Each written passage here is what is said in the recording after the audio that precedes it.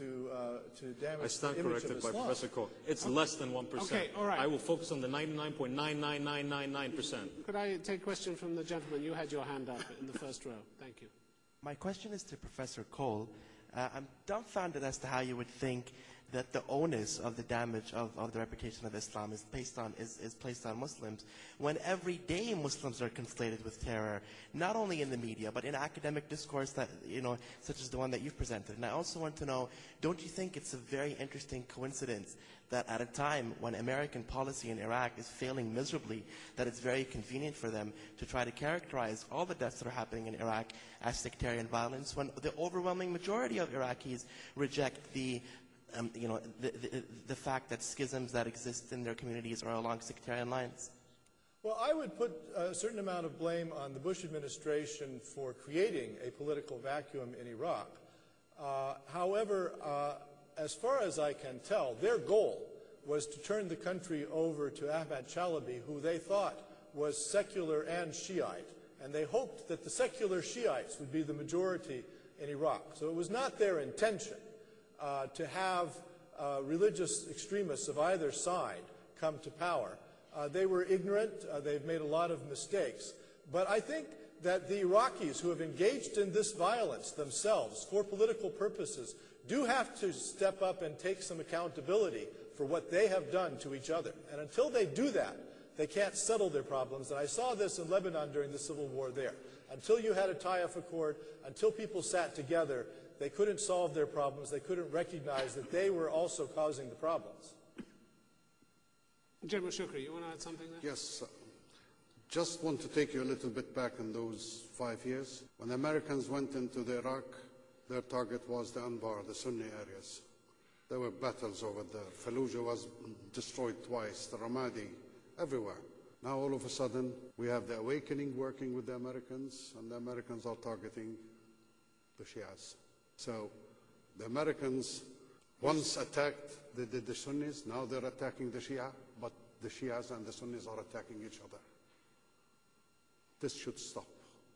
All right, I'm going to take a question from the lady in the fourth row there, please. Thank you and good evening. The media filters some of the elements of Islam in a way to make the religion overall look as if it was unpeaceful and violent, let alone the conflict between the two sects. Do you not believe that the media plays a big role in the escalation of the conflict? Professor Cole. Well, I think there's a difference between what we wish were the case and what actually is the case. We would all wish that Muslims would live up to the ideals of their religion, which do promote social harmony. But they don't always, and they do sometimes organize themselves for violence against one another on religious grounds. And if you know that the Western media and a good deal of the Republican Party in the United States, very powerful forces, are gunning for the Muslims, are trying to make them look bad, then why would you give them the opportunity to divide and rule or to use Muslims against one another by engaging in this divisive behavior? Why don't the Sunni and the Shiite and Kurdish Iraqis sit together and come to a solution that's not violent? Why do they keep invading each other's territory? Maybe you'd like to answer a couple of those questions since they were put directly back to you. May it not be that the violent manner that America came into Iraq, maybe that encouraged the violence amongst the Shiites and the Sunnis? Even if I granted your premise, the Muslims still have a responsibility. I mean, it's just like when you say to a child, if somebody jumped out of a window, would you follow him? These people have been oppressed for decades. You're from Iraq, aren't you? Yes. Yes. Okay. Dr. Halia. Well, I'd just like to point one thing out. We're saying, why aren't the Sunnis and the Shiites getting together and forming coalitions within Iraq? I'm sorry, maybe I was reading different newspapers. Just this month, in at least 2 cities, they've been doing exactly that. They've been going on mass protests, mass demonstrations, saying we are Iraqis, Sunnis, and Shiites standing together. All right, we're going to take a question from the lady in the fourth row there. You have your hand up. This goes to Mr. Hisham. You said earlier that the extremes make up to 0.001 of the Islamic population. However, these people who are getting our time on American news channel, what are the moderate Muslims expected to do to get the proper exposure for Islam? There's a lot more, I think, that Sunnis and Shias and Muslims in general can do to promote themselves better. It's not enough, I think, anymore for people simply to go on the news channels when they're invited, which happens on a very regular basis. The Imam does this very often. It's not enough that people do the things on the grassroots. This is very important because that's actually the real image on the ground. What they also have to do is create ways for them to be pushed onto those channels to take the attention away from the extremists, because this is what the extremists thrive on. They thrive on being told, we have the power to define the conversation.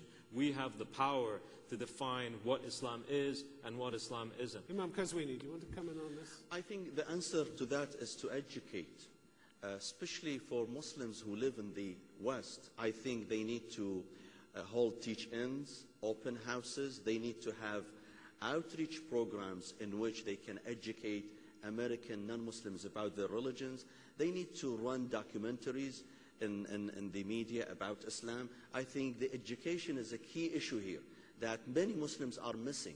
I recall former President Clinton, when he invited a few religious leaders to the White House in 1999, and I was among them, he said, I did not know much about Islam till my daughter Chelsea went to college and she took world-class religion, and she used to come home and she would teach me and her mother Hillary about Islam. This shows that the average Americans lack basic knowledge about Islam, and that's why these negative images would feed into their mind. Let me just ask Professor Cole, this avalanche of criticism of the media, is it justified here? Oh, absolutely. The Western media, I don't know the scene outside the United States so well, but certainly in the United States, the news media made a decision in the early 1980s to go for infotainment. So there are lots of serious telejournalists, but they are constrained. So we turn on to television.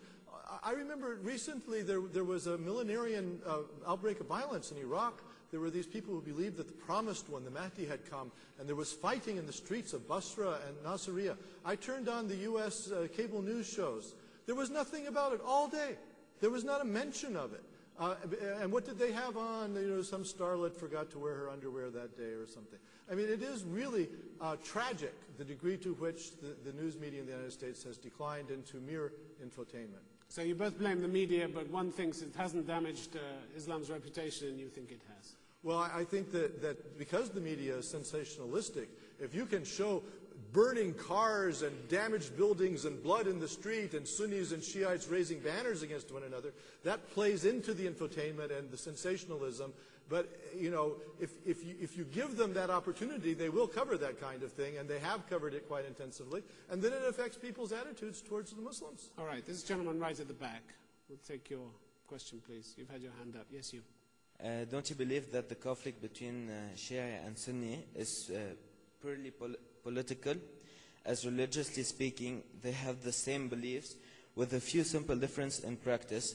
These differences have been used by politicians to create conflicts so that they can achieve their objective, divide to rule. Who would like to take that? I would like. Imam Qazwini. Absolutely, it is political. Ask this simple question. Which one of these two sects, Sunnis or Shia, would permit killing innocent people? None. This means that what's happening in Iraq, killing innocent people, blowing up cars and mosques, this does not belong to neither sects, neither Shia or Sunnis, because both sects condemn these kinds of acts, and therefore I believe the conflict is political, not religious. All right, we're going to take a question from the lady in the fifth row then, please. Good evening. My question is directed to any of the speakers of the panel. Would simply the halt of bombings be sufficient in illustrating the peaceful image of Islam to the Western world?